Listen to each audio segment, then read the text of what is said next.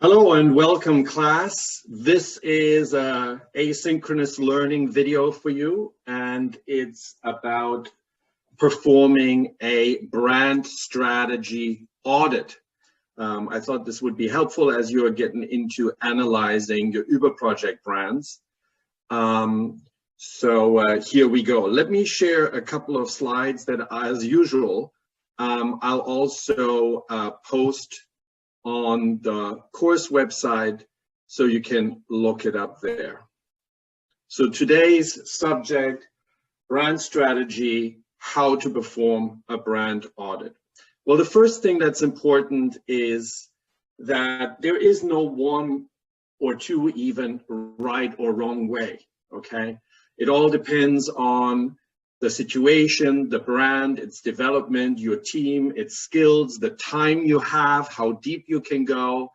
You know, if you're a lot of people, you can divide and conquer. You can drill quite deep. If you have previous expertise, you can drill even deeper. You know, if you're short of time, or if the brand is not that deeply layered, it might take you less time, less resources, etc. But I'll show you a way that I kind of grew up with at Procter & Gamble and added on to just a little bit, but that's also founded on a lot of the quote-unquote industry practice. And when we talk about industry practice on the course website, I actually gave you a link to one of the documents, one of the frameworks, if you like, by a small brand strategy consultancy about how to do a brand audit. So you get to see firsthand kind of how they do it and use their tools if they're useful. In fact, some of them I've included in the couple of slides that I'm going to show you. I've also posted a little brand audit crib sheet, which I wrote to myself a couple of years ago, just for a couple of pointers. Again, there is no one right way. Whatever structure works for your best. This is just one that I propose for you to consider. So what I'm going to do is three things. One is review brand strategy and how to audit it kind of in general. And then in a second step, dive in on the elements of brand elevation. So what is specific to or what are strategy elements and executions that are particularly useful in elevating a brand to be able to be peerless and priceless, as we keep saying, i.e. command a premium price. And then finally, just one tool, again, out of many, but I think a pretty good one, and that's accessible online, and you can search, and even if you're lucky, find your brand in and type into the database, which is the Brand Asset Valuator, BAV, at the end, to help you kind of draw a conclusion on overall brand strength, with that being kind of almost the introductory sentence to your brand audit summary. You know, overall, what do you think about these, the brand that you looked at? And then in reverse order, usually in a business context, outlining kind of the key strengths and the key opportunity areas, and then say, that's why we will focus on these aspects as we develop a brand strategy to strengthen this brand and further elevate it. That's kind of the top paragraphs of a brand audit in terms of outcome. All right, let's jump right in. One way, start with the who, is what I was told all the time at Procter & Gamble, and which they're still saying today. The who is the consumers. I personally hate that word because it emphasizes so much that consumption of the product is the highest goal. It could be a service, it could just be affiliation, it could be use, it could be fandom, actually. That is very important, as you'll see, particularly in the brand elevation part. The who is the people. Who are we dealing with? Who are our audiences? Okay, look for that in your brand audit. You can slice and dice them in different ways, and often customers will throw elaborate databases at you if you're lucky, or I would say unlucky, actually, because at one point you don't see the forest for the trees anymore. So yes, you can slice them according to, you know, demographics, attitudes, and so on. And slides that they might show. For example, Pernod Ricard for Avion shared this last year, I think it was, would show you the gender, the age, the income, the ethnicity, and how they're doing on Avion versus other. The important point is, okay, so I know they tend to be male, young, African American, but what does it mean for the brand? What can I do with that? Is there some element in there that will help me elevate this brand, make it more desirable, strengthen its equity, and with that pull in more people and strengthen its business? So ask it from a segmentation leading to targeting, leading to positioning point of view, which is the classic STP that you probably learned in your marketing core class at the beginning of the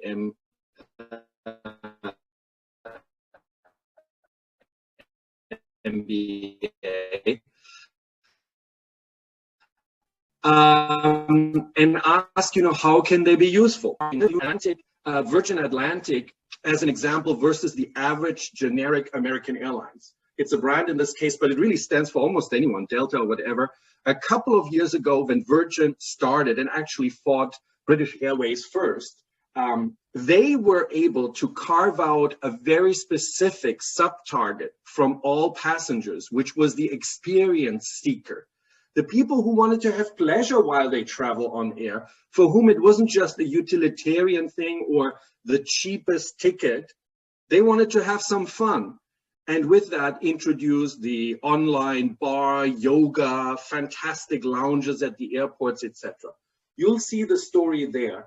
My point here is when you audit, look at how do these segments make sense and can be leveraged strategically to further the brand's equity, evolve it, build it, strengthen it, whatever the particular need is in your brand's case.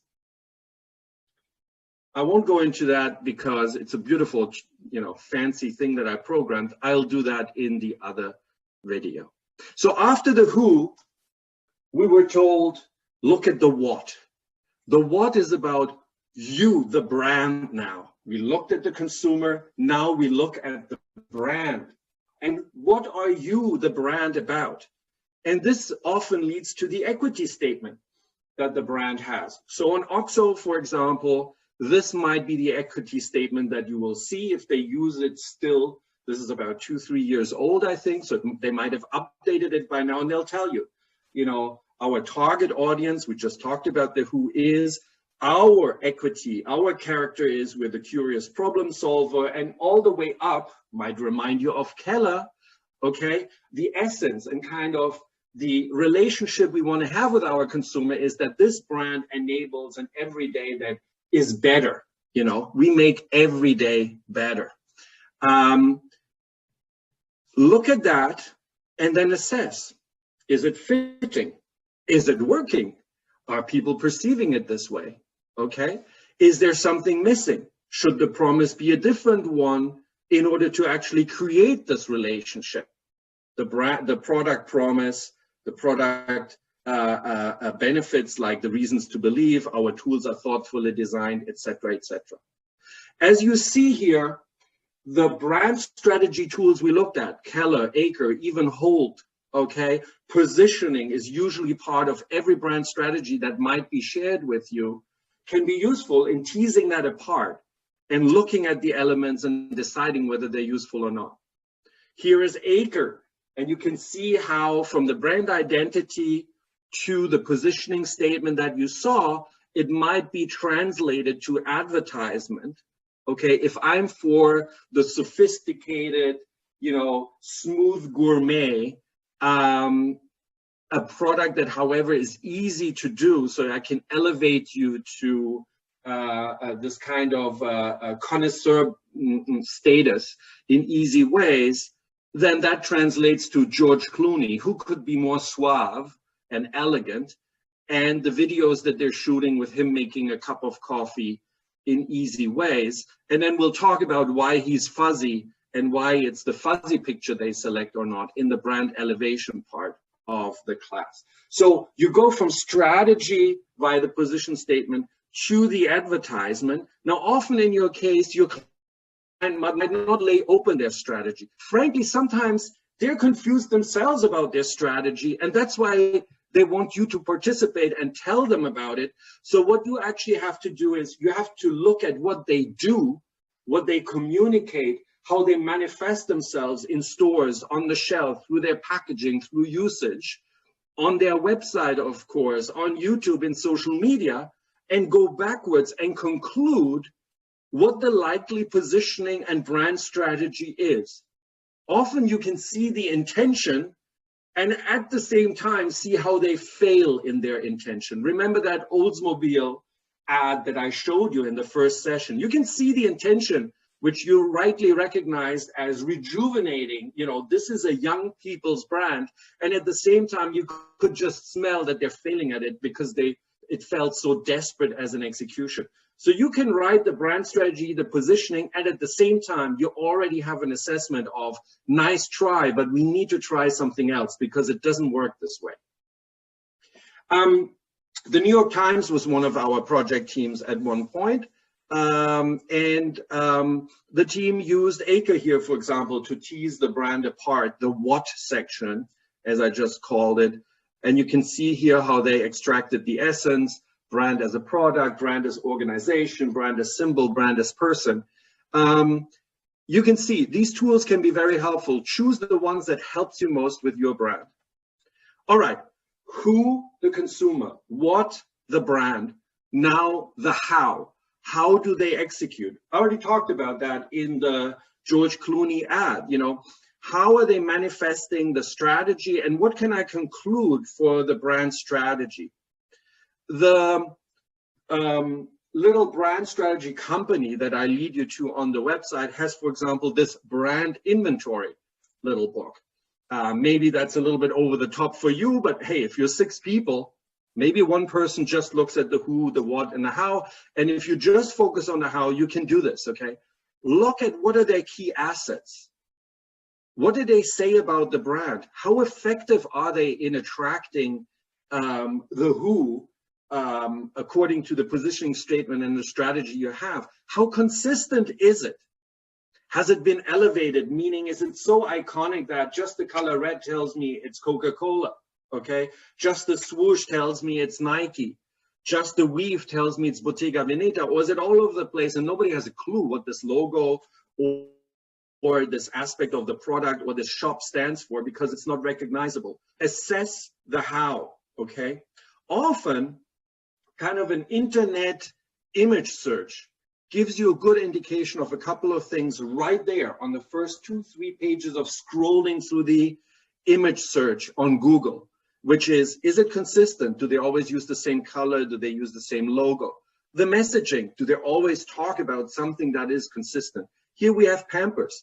Consistently talk about babies' healthy, happy development, which is their strategy. Consistently use the teal color as their base color. Consistently use the heart and kind of warm and rounded imagery and symbolism, okay? And are holistically present, whether it's on pampers.com, it's in print, it's on packaging, it's an activation in terms of sampling in hospitals, which again, you can Google, etc.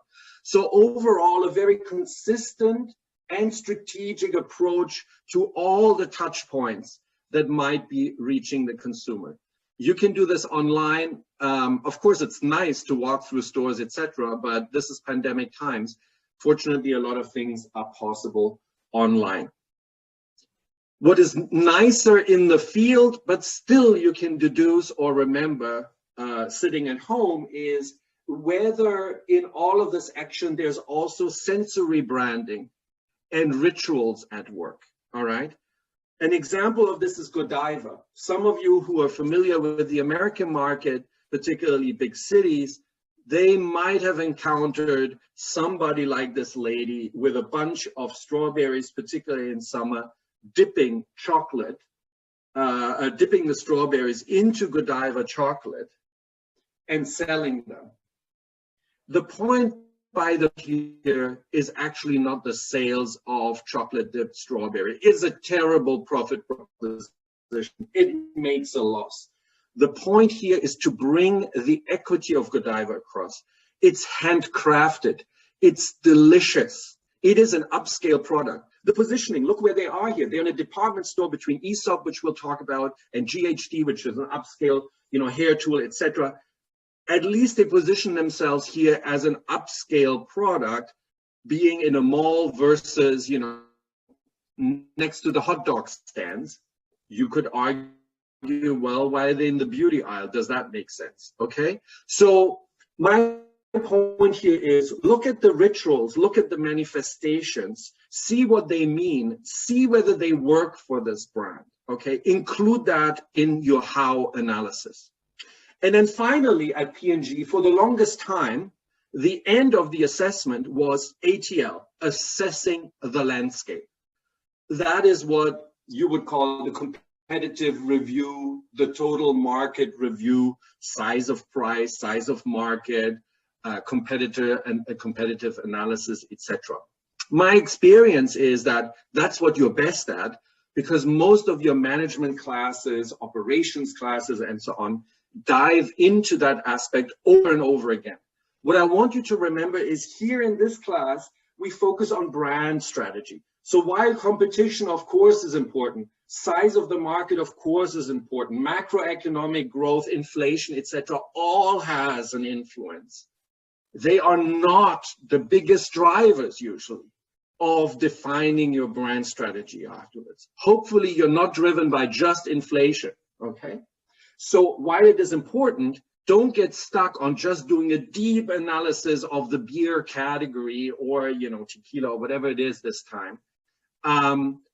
Step back and say, how can I be seductive within that market? That is the brand strategy part. Remember, we talked about brand strategy versus marketing. While you're looking at the how, the execution, while you're looking at the landscape, you're looking at it from the angle of how does it impact my strategy? You're not trying to create macroeconomic strategy or execution strategies in the last detail, all right? So what can be very useful in terms of brand strategy development, and this is again a tool that is actually in that packet by Brand Amplitude, which is that consultancy company that I linked to, is this little 3-circle analysis, okay? Where you overlay what your customers want, it's that red circle here, okay, with what you have to offer as a brand. And hopefully there's a lot of overlap, because the overlap obviously is where what you offer matches what the consumer likes. Great, congratulations. But then you also now in this in this landscape assessment, bring in the competition, okay? And you look what they deliver. And the competition might not be the only the other tequilas. The competition might be any social drinking situation, for example, and you might be competing with the rising field of non-alcoholic drinks, which are really hip right now, okay? So also think about that. Don't just think of the other brands, which are obviously a first step. And then you look at what are they satisfying? And you look at what you uniquely carve out. Is it big enough? Is it attractive enough? Does it stay current? Is it still hip? Okay. Do I need to own some of what the others are also owning just to fend off and deliver the basics, which is called the table stakes or the points of parity? Okay. And then you conclude again on the strength of your brand. You conclude again of, do you need more? Do you need to build on something? The things you uniquely own are also called the points of difference. Kevin Keller uses that term in his model later when you look at the whole book. Points of difference uniquely to you. Points of parity, the table stakes, the things that everyone kind of needs to have in common. The most basic things are, it's safe, you don't die from it, okay? But obviously there are other things like if you're laundry detergents, you need to wash at the end. Okay, if you under-deliver on that, you're down and out. No elevation strategy will work with that. That is points of parity. What is your point of difference? All right, and then you have the BCG grid, etc., etc. My watch out here, again, is that don't go too far out. You can do a wonderful analysis of the car market, etc. If the question is, how is Tesla doing, or how is Chrysler doing, or whatever, then you're going to get lost out there. We want to focus on what can you do about the specific brand to help it turn around, elevate, evolve, depending on what the key challenge is that you find out. All right. Now, that was the P&G kind of approach up until quite recently. But there is a very essential layer. In fact, it's the core, not an outer layer, that was overlooked or only implied for the longest time. And P&G is actually still struggling today in seeing how it fits in, but that's a whole different class. I'm not going to cover that here. And that core is the why. Why do you exist? Some of you might have seen already before or in the reading the link to Simon Sinek's Why video, okay? Where he lays this out quite simply and impressively. That's why he became a super star afterwards as a speaker. It's not a new concept. It's actually quite straightforward, but it's essential. Why do you exist as a brand? Which then leads you to the mission, the vision, the future, the purpose, whatever the company calls it, which is so important, particularly when it then comes to brand elevation, as we'll see in the next class, as well as in the framework that I'll lay out next on looking at specific parts of brand elevation. So this will be a slide, for example, if we have Kettle One this year from Kettle One, and it will say our vision is to embody the vibrant, progressive new world of drinking, and our purpose, our reason for being, why we're around, is made by people who believe deeply in making things better. I need to ask you, is that a purpose? Yes, no. Is it a good one? Is it a strong one? Is it appealing? Is it seductive? Does it point us to people that we relate to, that will become our disciples, that will help us elevate, talk about this product, that will generate word of mouth, that can inspire us as a muse? Or is this kind of a UNESCO, general statement that is not really a strategy or purpose, because nobody would say no to it? Like, we want to make lives better. We want to make everyone to feel safe. We want happiness. Who would say no?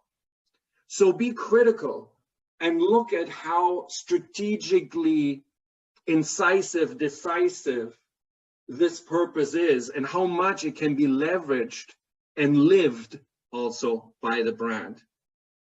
What do I mean by lived by the brand? Look for evidence.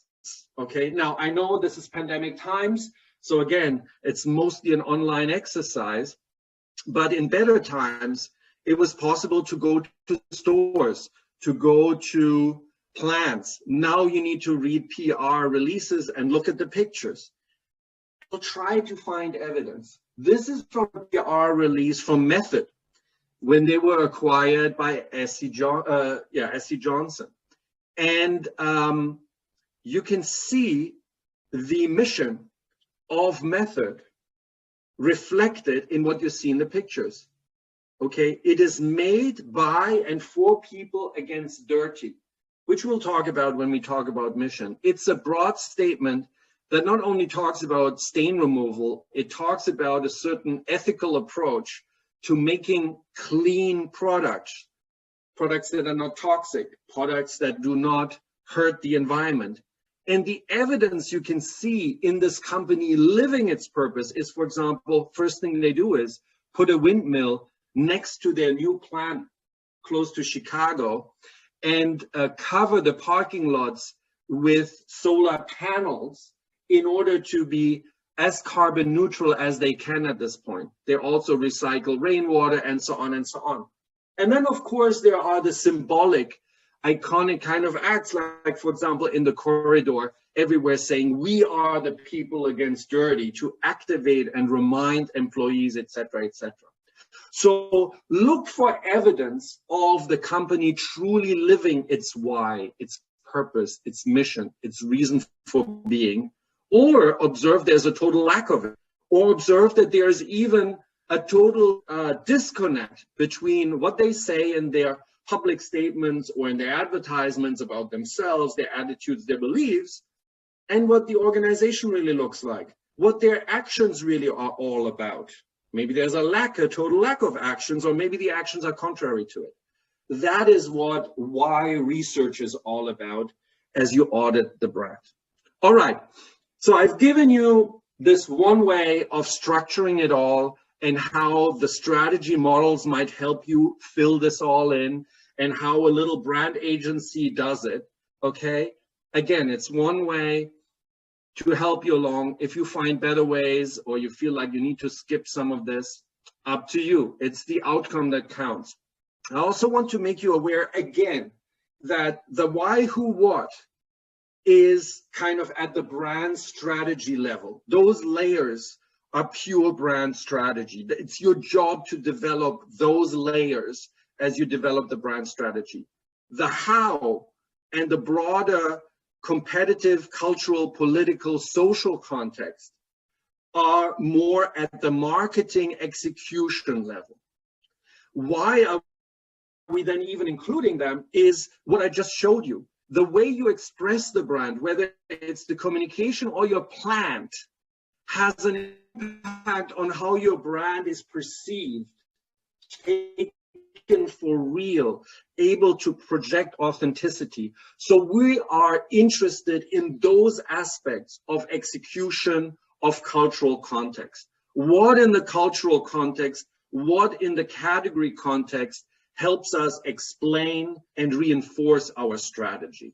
So when you then in a second stage after the audit go into brand strategy development, I'm not asking you to develop execution strategies to the last point of how much distribution should you have and which supermarket should it be in and what should be the pricing and how often should you launch new initiatives. I want you to look at the how in a strategic context of some of the supermarkets that we're going to want to launch in, or the type of supermarket we're going to want to launch in is rather the Whole Foods type than the Kroger or Stop and Shop type, because Whole Foods aligns with our mission and equity, etc., assortment, premium pricing from a strategic point of view. Understand? So execution how from a strategic point of view, not from a let me give you the execution kind of checklist. How many distribution points should you have, etc. All right. So this is overall brand audit, and what you would do for any brand. I want to sneeze here, so bear with me. All right. I'm jumping a little ahead here to how do you overall assess a brand strength, kind of your overall conclusion statement there. And I'll jump back at that later as well, just with one important aspect that I've repeated already over and over again. So hopefully I bore you by now, but it's important. And that is compare the equity and the image that this brand has or seems to have according to ratings and reviews, according to general chat on websites, according to journalist and blogger, opinions given, according to your own gut feel, just knowing and acknowledging whether you're part of the target or not, and compare it to the desired identity and strategy of that brand. We've talked about this several times already. Let me give you a specific example again from the past. Reebok. This is how they present themselves. Look at the image, okay? You got Gigi Hadid, which at that time was even hotter than she is now, this kind of social media phenomenon. This is the time of glossy and, of Instagram getting big and also of activation of social causes. So she stands together with others for change of the world. I mean, you get the picture quite literally. You can then deduce, what does this brand want to achieve? How does it want to position itself? What's the strategy? We just talked about that. And then you look at the reality. Does this brand really look, feel, act, talk like what it aspires to be? But most importantly, then in the second step after the audit, after you tell them that, or tell it to yourself, if you're not sharing the audit with the client, it's optional, that first step. You need to look at what can we do then? Can we live up to the strategy? It's just a question of implementing it in a better way. And here are my recommendations on doing that. these symbolic things, this kind of distribution, this kind of product, et cetera, et cetera. Do we need to change the strategy because we just can't authentically live it? So we need to adjust to this and that way, et cetera. That is step 2 then. But the important thing is you need to compare the identity strategy versus the image, and you need to help this brand overlap this as much as you can.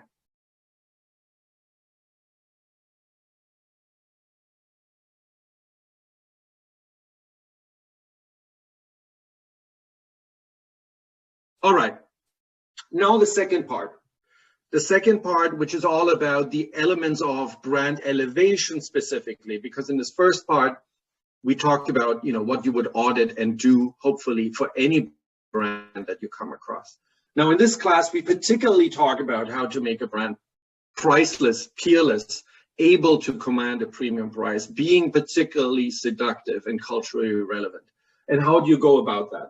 Obviously, a key tool that you have at your fingertips is our course book, which goes into much detail about the elements of elevating brands. And you'll find mission we just talked about.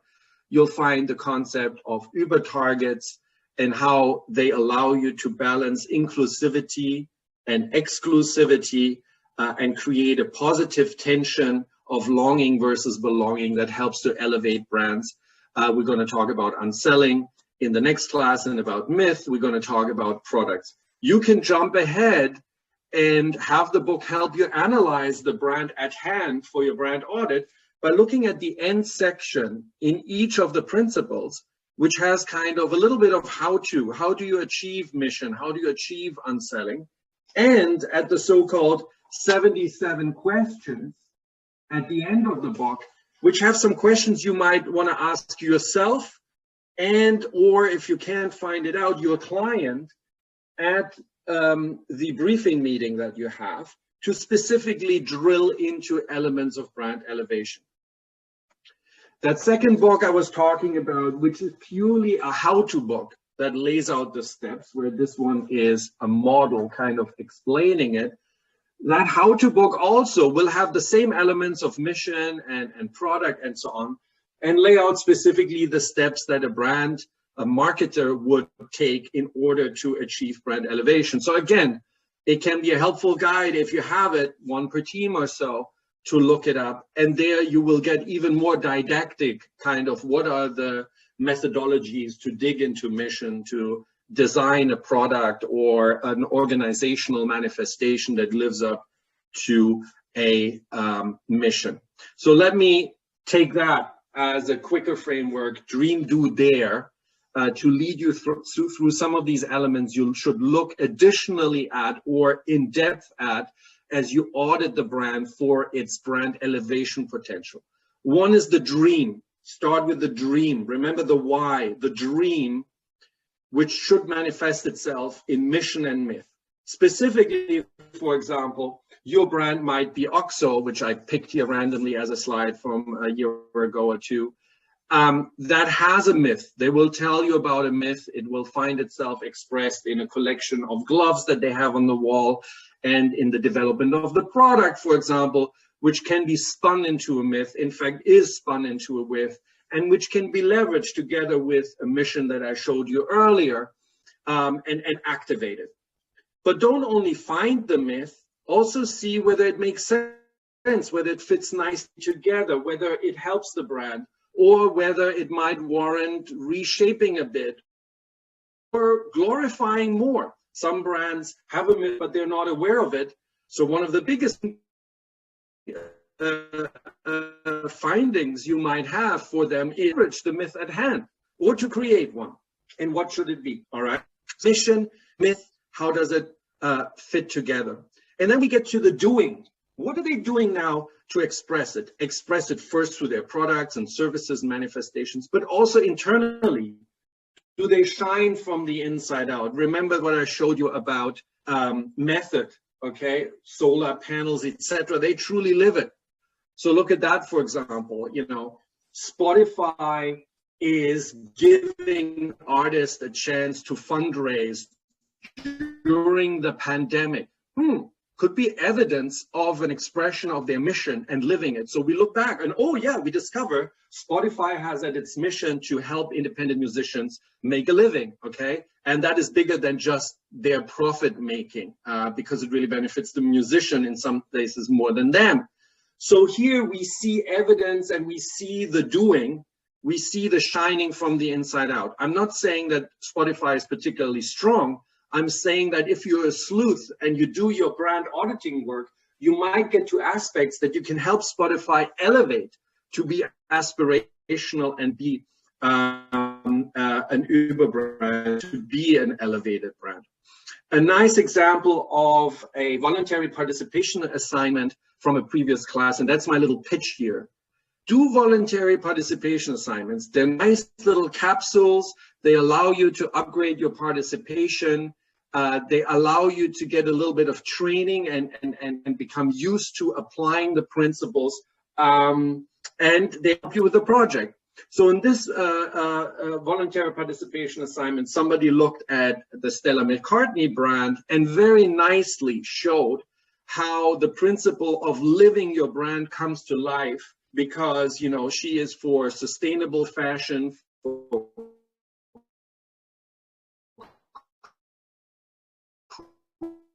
cruelty-free fashion, and all that shows through in the first three fashions that you have. She has in using recycled materials for her shops as well as for her fashions, in employing a diverse organization, and also showing diversity in her fashion shows, and so on and so on. All about living the mission and the myth from the inside out and projecting it through everything you do, from the product to the store to the organization, etc. And then finally, we get to the daring part, okay?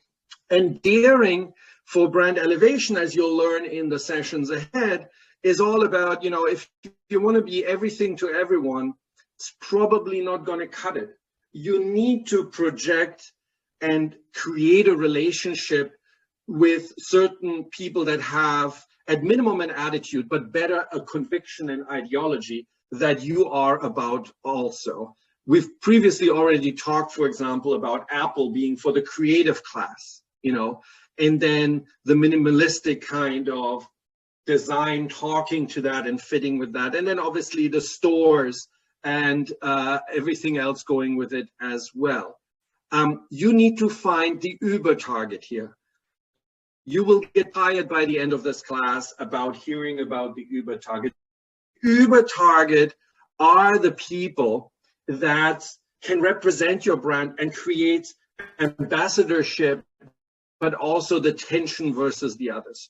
So let me give you again a quick example from a previous year. Seedlip, a non-alcoholic cocktail kind of drink, something that looks, as you can see in the upper right hand here, like a gin or some project you might work on for in this year, but is non-alcoholic. And the mission was, you know, Ben Branson, who founded this brand, was all about, I'm a tea, but I'm also a social guy and I want to mix in, and I feel stupid when I go to parties and my two choices are sparkling mineral water or stupid orange juice. You know, A, it's no pleasure to drink, and B, I look like a dork, okay? And so he comes up with this brand. And as he looked at his early shipments, he was surprised that he was shipping to some bars that he didn't note as being particular hotspots or whatever. And so he followed up. And after a while, he found out that those places were places where so-called daybreakers were going. And daybreakers, if you Google it, is a movement where people go and dance like crazy and have a disco rave party at 6 a.m. in the morning before they go to work. This is pre-pandemic times. You can see a picture there. It was actually founded by a person, I think in the UK, this daybreaker movement, wake up and dance. And obviously his brand fit perfectly with the spirit, the mission, the energy of this group of people. And overall, culturally, remember Hold, it fit with this new sobriety movement, as the New York Times called it in an article around about the same time, where people were not necessarily saying, I need to get drunk to have fun, okay, and to engage socially, etc. That is what you're going to look at when you look at daring. You're going to look at the people who feel attracted to that, who can take over the fire, push you further, push the word of mouth, and also create the tension versus the other people that don't get it, that just, simply get drunk, or, this old-fashioned, traditional, unhealthy way, of getting inspired, That is what we're talking about. And as always, if you have any kind of questions, comments, don't hesitate, always contact me and the course assistant, and we're here to help out. All right? I hope that helped everyone a little bit, and I'll see you in class soon. See you then.